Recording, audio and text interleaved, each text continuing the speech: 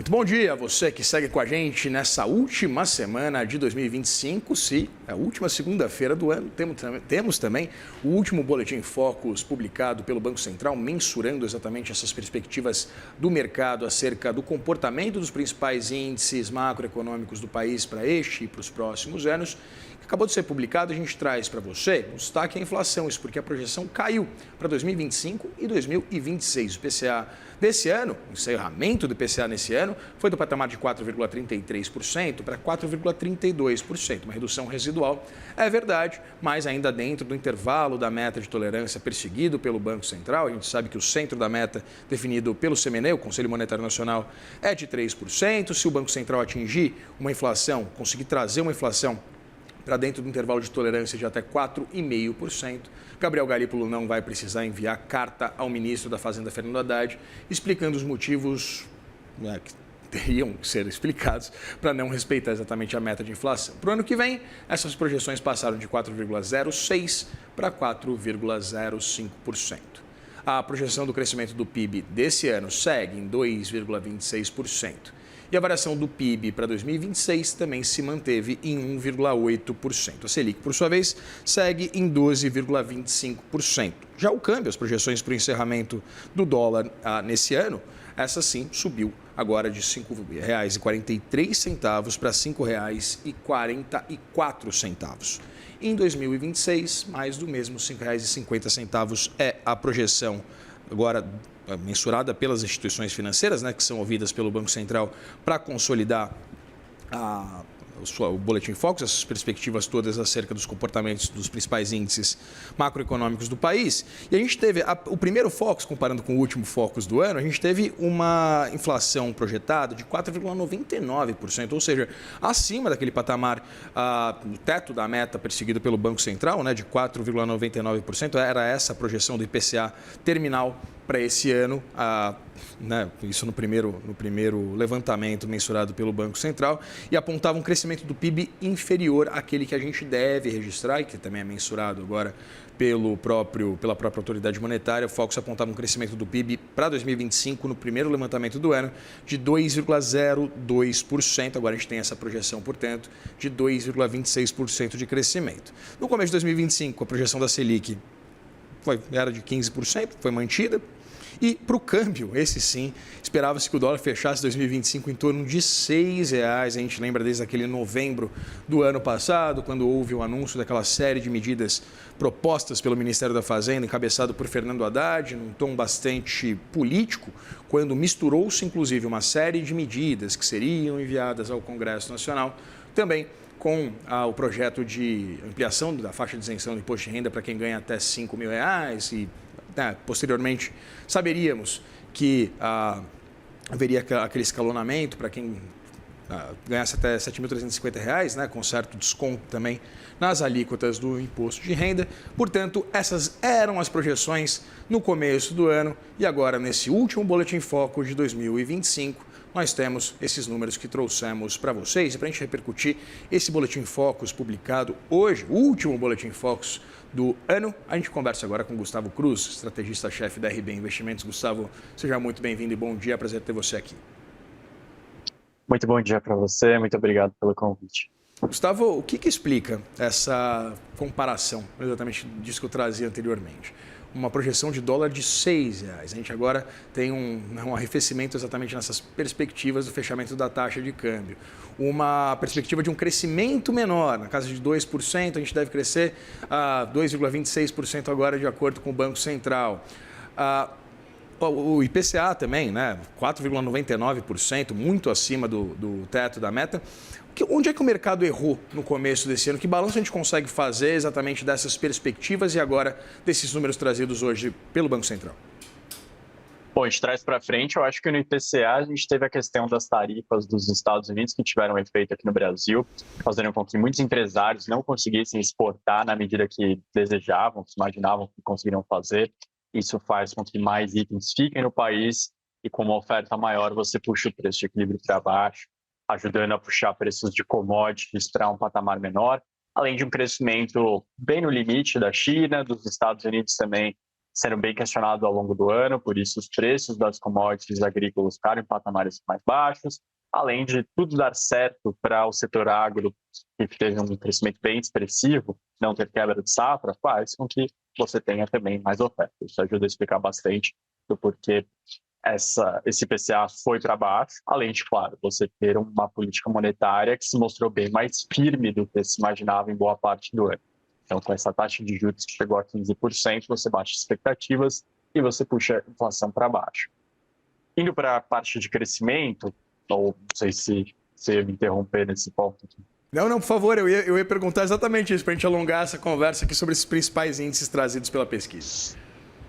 Perfeito, vamos lá. Na parte de crescimento, eu acho que o erro já não é exclusivo de 2025. A gente vem de 24, 23, já teve vários anos em que a gente vê essa sequência de revisões para cima na projeção de crescimento, que, na minha opinião, estão mais relacionadas ao fato de que a gente teve reformas que começaram desde o governo Temer, que foram prolongadas, foram continuadas. Então, a gente tem reforma trabalhista, a gente tem reforma da Previdência, a gente tem agora a reforma tributária.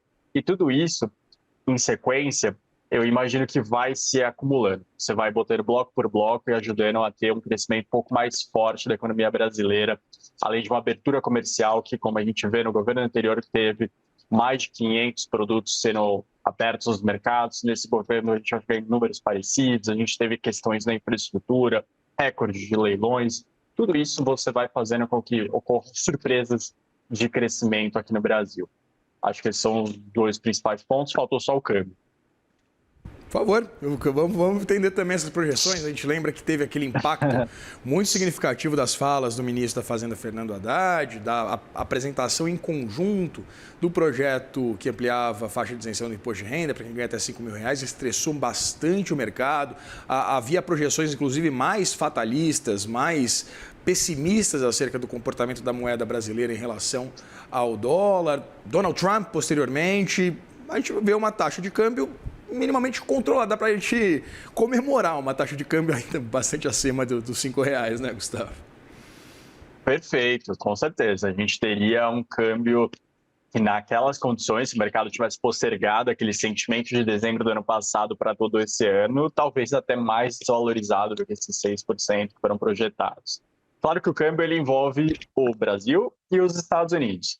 Na parte dos Estados Unidos, como você colocou, de fato, com as tarifas, o dólar ele não perdeu força só contra o Brasil, ele perdeu contra a maior parte das moedas de países emergentes e de países desenvolvidos ao longo de 2025. A gente vê que o dólar ele vai fechar o ano muito mais fraco contra essas moedas, muita desconfiança em torno da trajetória da dívida pública americana, do quanto as tarifas vão ser prejudiciais à economia americana, à inflação americana. Então, tudo isso faz com que o dólar seja menos desejado, tanto que não à toa a gente vê que desde 1995 as reservas da maior parte dos banqueiros centrais do mundo, eles eram em títulos da dívida americana e pela primeira vez desde 95 a gente vê o ouro ocupando um patamar maior do que o título da dívida americana. Então essa é a parte americana. Na parte brasileira eu imagino que com um crescimento maior você tem uma opinião um pouco mais positiva sobre a economia de um país. Você tem essa taxa de juros que foi muito mais alta do que o mercado imaginava, então o diferencial de juros em relação aos Estados Unidos ficou mais alto, conforme os Estados Unidos cortou juros, a gente continuou com 15%, ajudando a atrair também recursos aqui para a nossa moeda e ajudando a valorizar o nosso câmbio.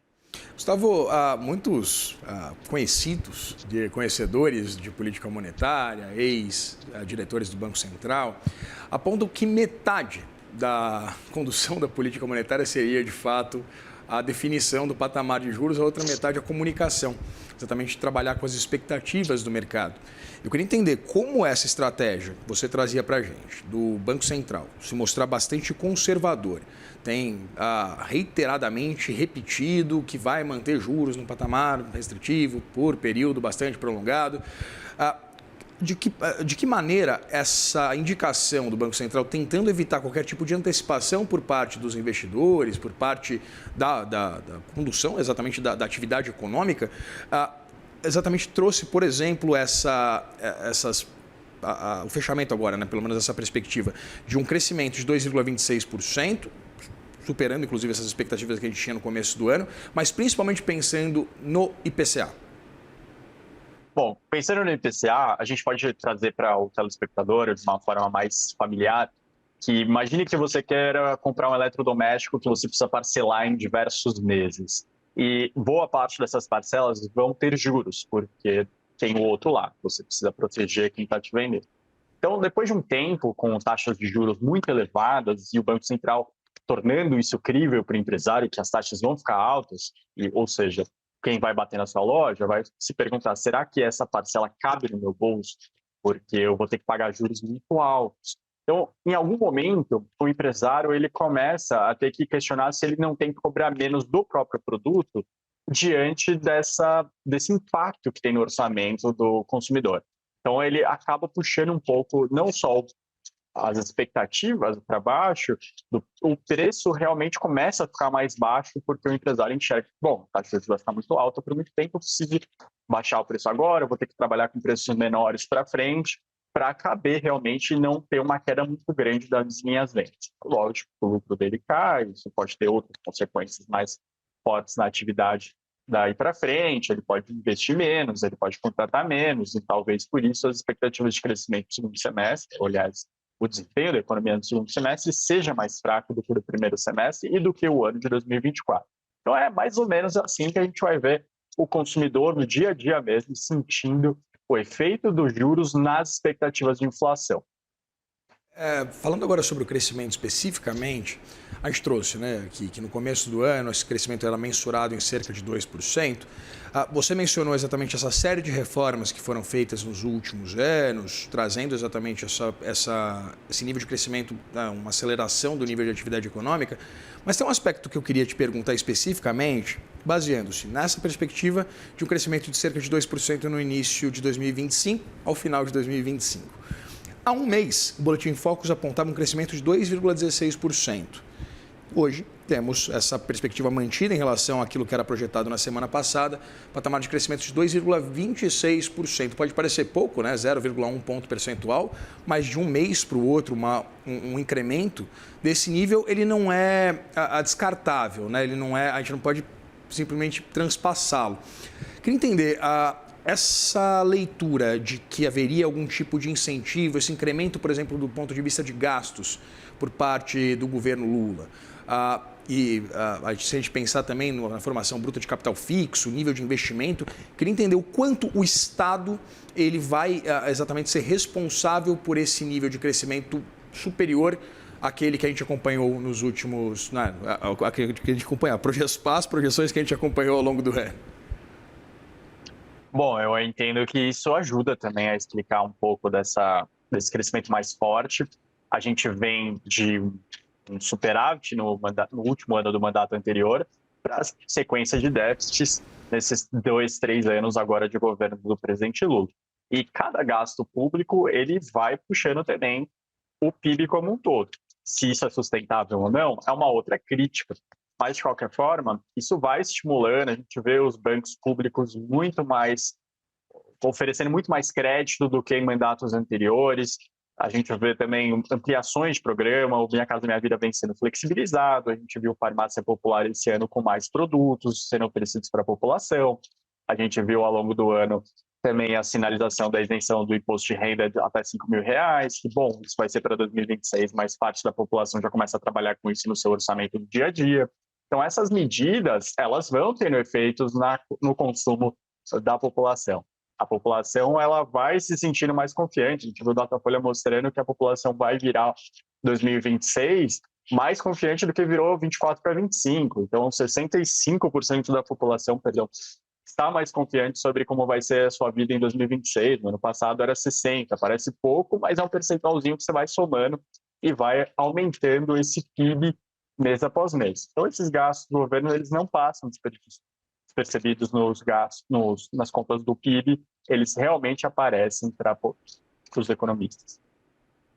Gustavo, jogando para 2026, nós temos uma projeção de IPCA de 4,05%, de um crescimento de 1,8%, um crescimento aquém do acompanhado nesse ano, também no ano passado. Queria entender, a gente pode se surpreender positivamente acerca exatamente desse número, né, um crescimento superior a esse projetado hoje pelas principais instituições financeiras ouvidas aqui pelo Banco Central, exatamente por causa de algum aspecto que tanja exatamente as eleições, ou não? Ou aquele cenário de restrição do ponto de vista orçamentário, com discricionários batendo as mínimas, isso de fato pode impactar também e pode, inclusive, justificar essa projeção de um crescimento inferior àquele registrado neste ano e também no ano passado? Não, eu imagino que mais uma vez a chance é da gente ter uma revisão de crescimento para cima em relação a esse PIB no Focus. Imagino que em anos eleitorais a gente tem um histórico de governos gastando muito mais do que eles sinalizam. Muitas medidas são realmente focadas naqueles meses pré-eleição. Isso aconteceu no último governo, a gente, para trazer uma memória mais fresca, teve o auxílio extra para caminhoneiros, para taxistas, que foram bem mais próximos da eleição. Isso representou um pouquinho a menos que 1% do PIB.